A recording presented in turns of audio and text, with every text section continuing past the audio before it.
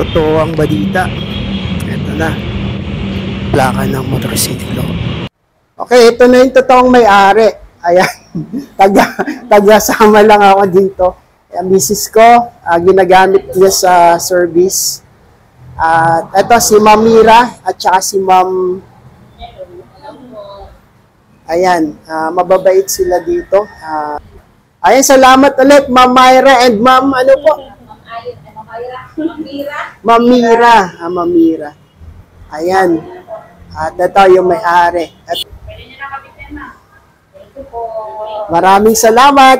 Sa lahat ng mga gusto pa kumuha ng plaka, dito po kami. Ayan. Alam po kayo dito. Yung may mga pending na plate number na dito sa Premium Bikes. Kunin nyo na po. Kunin nyo na daw. Salamat, ma'am. God bless. Thank you po. Ngayon ay September 2, 2025, alauna ng hapon. At maganda yung mga balita kasi meron na daw plaka yung mga motorsiklo. So ito yung ginagamit ng aking magandang misis. At kukunin namin yung plate number sa Premium Bikes. Pero NCR nakalagay dito. Particular sa Caloocan yung aming pupuntahan. Check ko muna ang brake kung okay para sa smooth na pagbiyahe papunta ng Caloocan. Location namin ngayon dito sa Bocobo Street, Paco, Manila.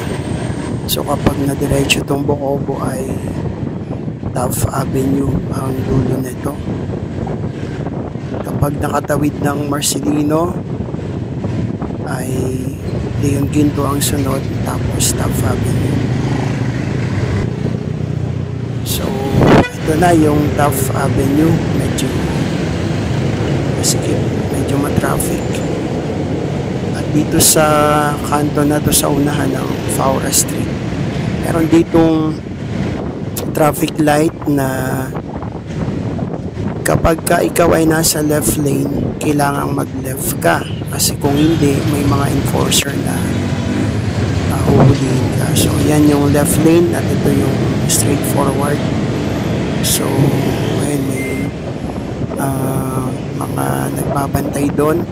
Yung nasa left lane na yon at pag dumiretso sila ay may penalty, titikitan sila. So ito yung kahabaan ng Taft Avenue galing na Faura. So medyo traffic ngayon. At pagtawid dito sa traffic light na to, ito sa kaliwa, ayan yung NBI, National Bureau of Investigation. At yung diretso nito ay UN Avenue, yung susunod na traffic light. At pagtawid dito sa UN Avenue ay ang susunod naman ay yung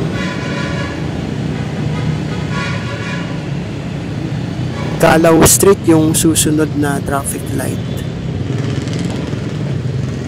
Tapos ang sunod sa Calao ay Ayala.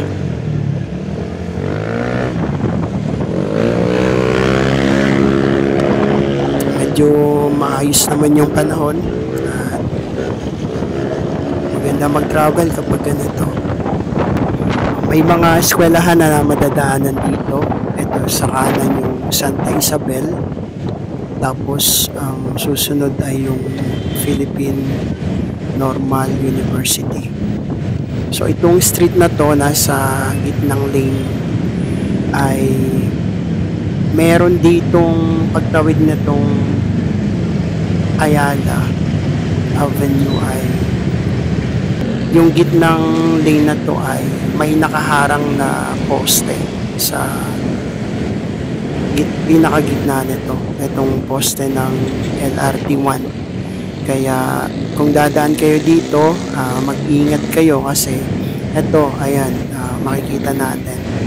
Ayan, kung tutumbukin natin yan, poste yung matutumbok natin dyan. Kaya yung mga sasakyan na nandun sa lane na yon, sa gitna, pumupunta ng kaliwa o pumupunta ng kanan. Ito na ang Manila City Hall dito sa gawing kanan. At dito rin sa, ayan, sa pinakagawing kanan na itong mga lane na to, nandyan yung parang terminal ng mga public utilities, mga jeep, mga bus, so yung mga e-trike. May mga part dyan na pwedeng magbaba at pwedeng magsakay, kaya yung nasa gawing kanan medyo nagsisikip dyan. At itong nasa pinakagawing kaliwang-kaliwa na to, ito yung papunta ng Divisoria.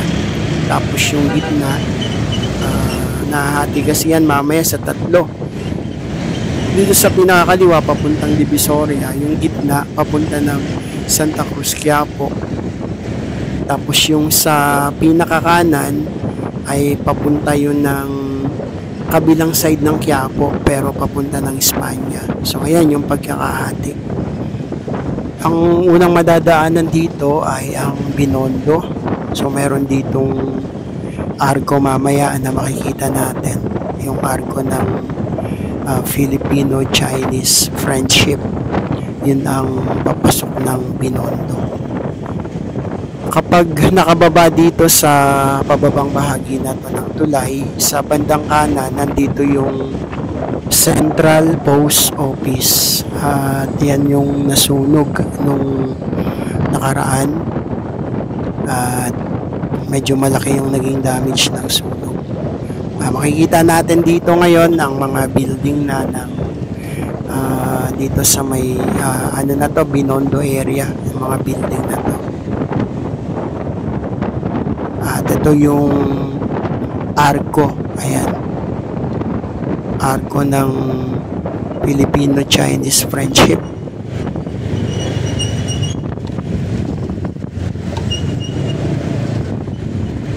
So dalawa na yung arko doon sa bagong dumating dito, may arko na, tapos dito ay may arko pa. Sa street na to medyo mahigpit din ang mga traffic enforcers. Kapag nakita nila na nag-alanganin yung pagpasok dito sa mga traffic lights dito, kapag nabitin, halimbawa mahigpit dito, at maraming mga enforcers yan, mga naka-white, talagang nagtitiket sila. Ingat-ingat lang palagi kapag nagmumotor, kagaya nito na ang gamit namin ngayon ay motorsiklo. Ayan, maraming mga alanganin na kailangan ay maging malakas yung pakiramdam, kasi minsan may mga biglaang lumiliko at may mga biglaang nagpreno, biglaang may mga sumisiksik, minsan biglaang may tumatawid, kaya doble ingat kapag motorsiklo yung ating ginagamit. Halos malapit na rin ito sa Divisoria. Mamaya mayroong traffic light na tatawirin lang dito, at halos sakop na yun ng Divisoria. Palagi nating i-check yung mga motor kung nagamit tayo ng motor. Mga dapat i-check, yung mga ilaw, headlight, mga signal light, brake light. Ganun din yung gulong, yung sukat ng gulong, kung ilan yung nilalagay na PSI sa mga gulong. Itong sa amin, kapag dalawa kami magkasama, ang nilalagay ko ay 32 sa likod, tapos sa unahan ay 30. Pero kung mag-isa lang naman, pwedeng 30 sa likod, 28 sa unahan. Mahalaga din kasi na nasa tamang sukat yung gulong para makatipid din sa konsumo ng gas. Dito sa gawing diretso na to, parang may curve na konti pa kanan. Merong tulay na tatawirin dito, at kapag nakatawid na, so yun na yung sakop ng Divisoria. Itong gawing kanan sa bago magtulay, sakop na ng Binondo.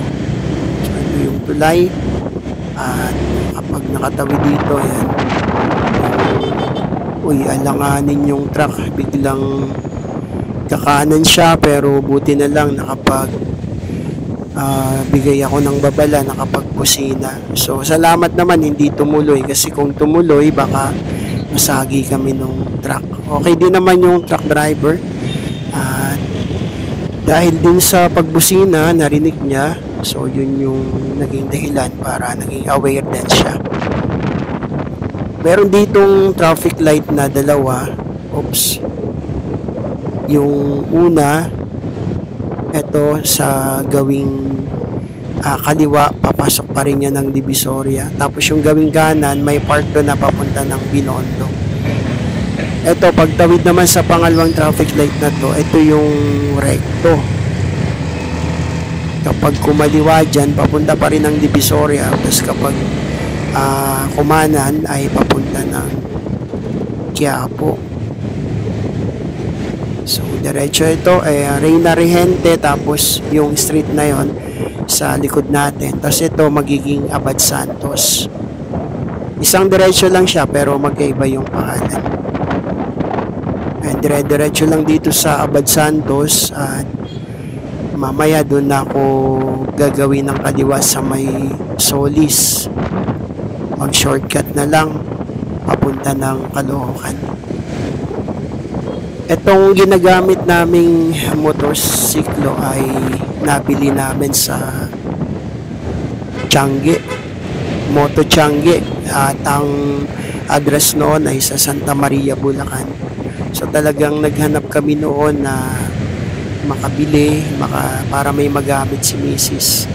Kasi minsan nahihirapan din siya na commute. Malapit lang naman ang bahay dun sa kanyang trabaho, pero mas pinili niya na mag-driving school, kumuha ng license, at kahit papaano, ayan, minsan siya yung driver ko, ako ang angkas niya, pero kapag ganitong nagmamadali, hindi siya nagpipilit magmaneho. So, siya yung angkas ko ngayon. Ito ay lugar na ng Tondo. Malapit dito yung nabalita nung nakaraan, yung isang street na nalagyan na ng mga bahay ng mahabang panahon, pero nag-decide ang Manila City Government na tanggalin yung mga bahay doon sa street na yon. Yung demolition na nangyari, may maraming nag-react na mga taga roon. Sa gawing kaliwa, kanto ng Abad Santos at Laguna, bali paglagpas lang ng Yuseco, yung ng Batangas Street, yung Laguna Street. Maganda ang naging plano ng LTO ngayon. Talagang sinasabi nila na marami ng mga plate ng mga sasakyan, hindi lang ng mga motorsiklo, kundi ng mga four wheels na talagang naayos na daw ayon sa kanila. Kaya kanina ay tumawag ako dun sa dealer ng motor na to, at kinonfirm naman na nandoon na sa kanilang store ang plaka, kaya lakas loob kami na papunta doon, at talagang kiniklaim namin na mamaya may ilagay na namin ang plaka ng motorsiklong ito. May mga challenges lang din ang aming naranasan nang nabili namin ang motor na to, kasi as is na nabili namin. Ibig sabihin, kung papayag ka na as is ka bibili ng motor, kung ano man yung mga makitang sira dyan ay hindi nila sagot yon, kasi nga as is.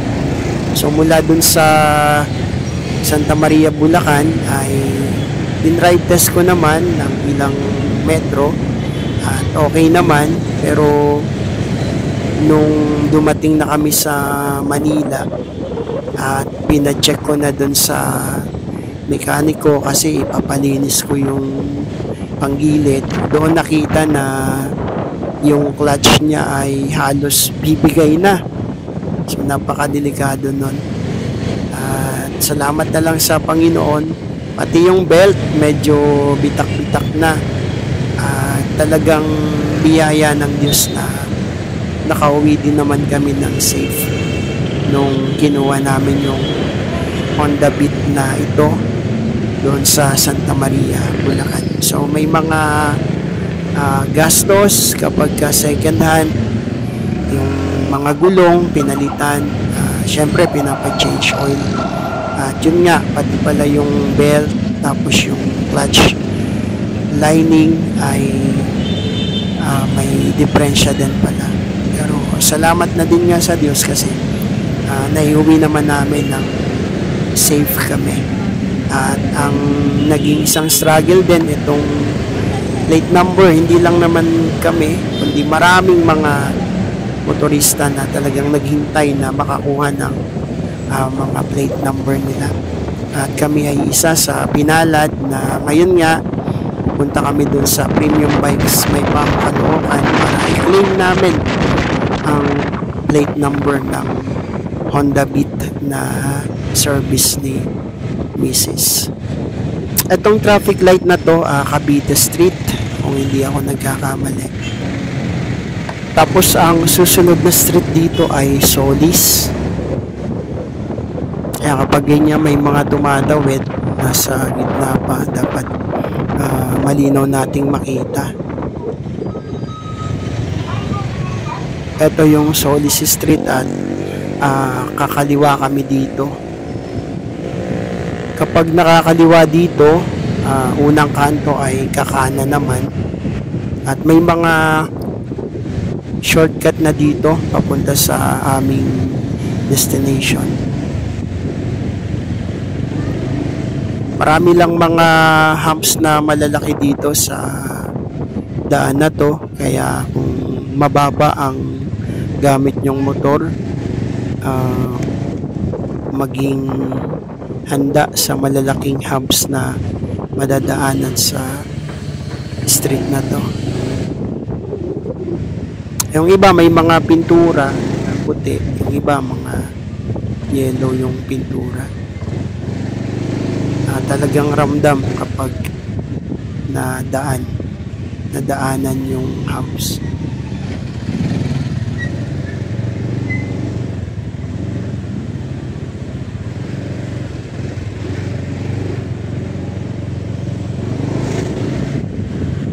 Dito mga yellow naman yung mga nakapaint sa mga humps. Kanina ay white.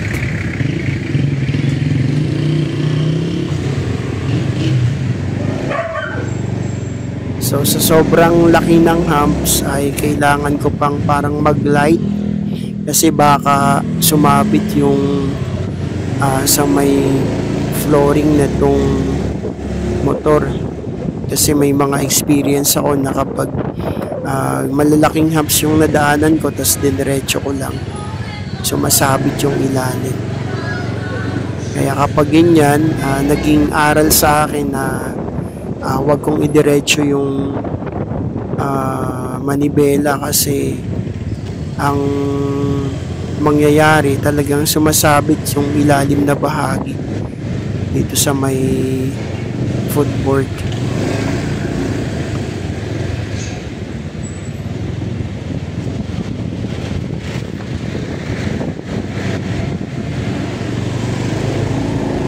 Medyo hindi maganda ang daan dito sa lugar na to, pero shortcut naman to palabas ng Hermosa.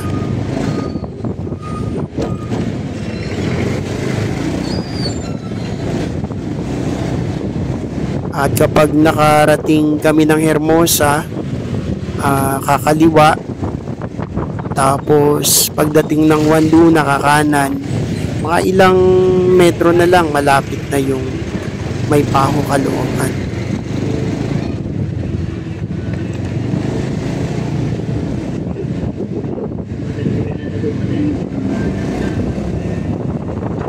Ayan, overtake lang ako sa e-bike. Kapag ganitong medyo mababa, maliit yung humps, pwede kong idiretso yung manibela. Pero kapag malalaki na, talagang hindi ko madiretso kasi sumasabit yung sa may ilalim nitong motor. Ito na yung Hermosa at kakaliwa dito. Etong taas na tulay na yan, yan yung Skyway galing at papunta ng pier. Yan sa taas na yan. Dito sa bandang unahan, tatawid lang ng Riles. At kapag nakatawid nito, ayan ay malapit na yung Juan Luna. Yung Juan Luna ay ano rin siya, mahaba din siya. Abot yun ng Divisoria. Yung street na to ng Juan Luna.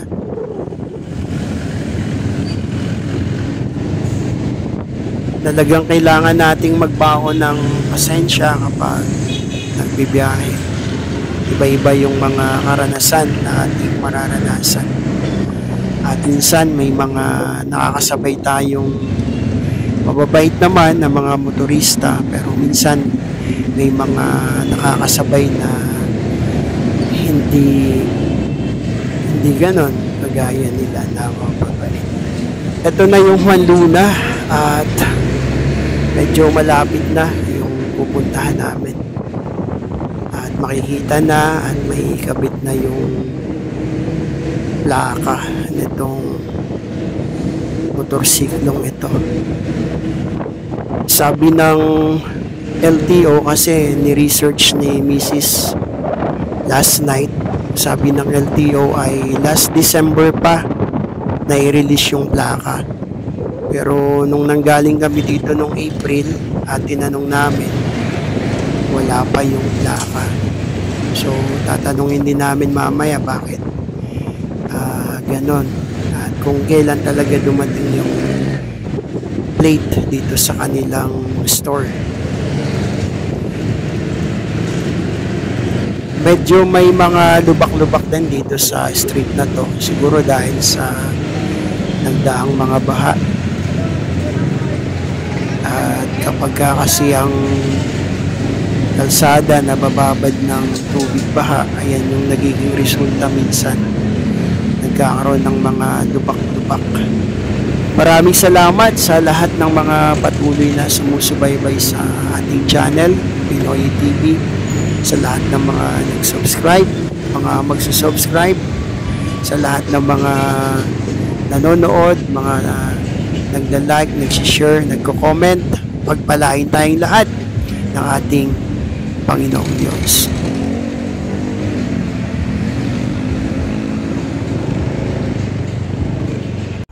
Nandito na kami sa Premium Bikes, may Paho, Caloocan. Ito yung plate number na papalitan. So, kunin natin yung plaka dun sa loob.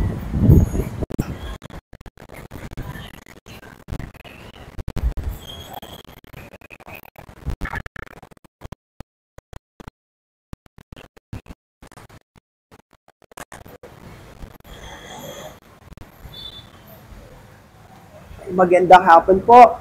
So ito yung Premium Bikes, may Paho, Caloocan. Kung kukuha kayo ng mga motorcycle dito, okay dito.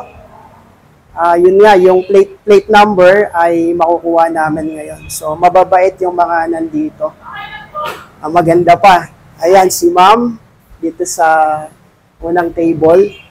Tapos si ma'am dito sa may cashier. Plate number, ma'am.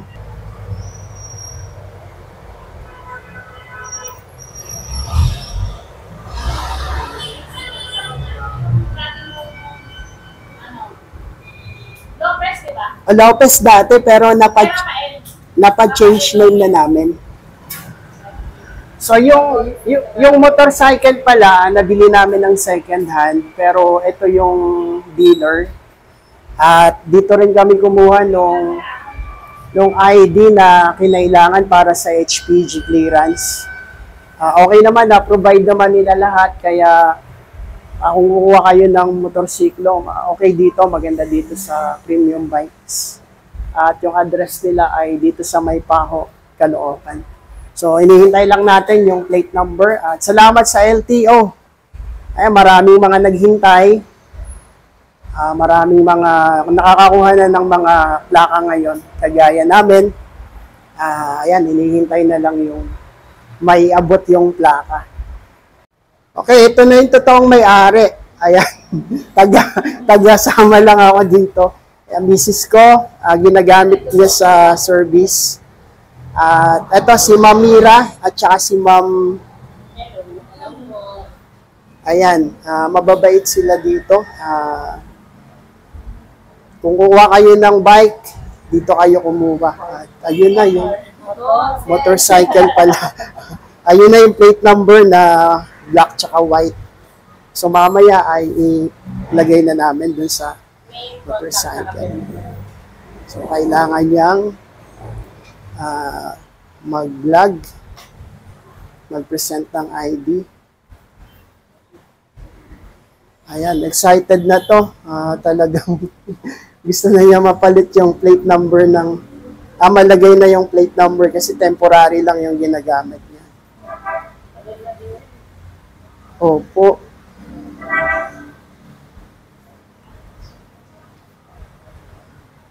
Anong pangalan niyo sa Facebook?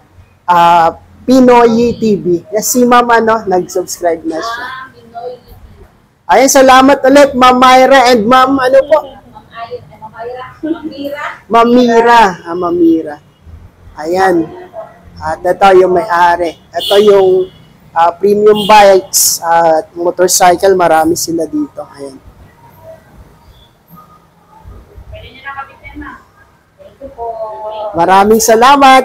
Sa lahat ng mga gusto pa kumuha ng plaka, dito po kami. Ayan. Alam po kayo dito. Yung may mga pending na plate number na dito sa premium bikes. Kunin niyo na po. Kunin nyo na daw. Salamat, ma'am. God bless.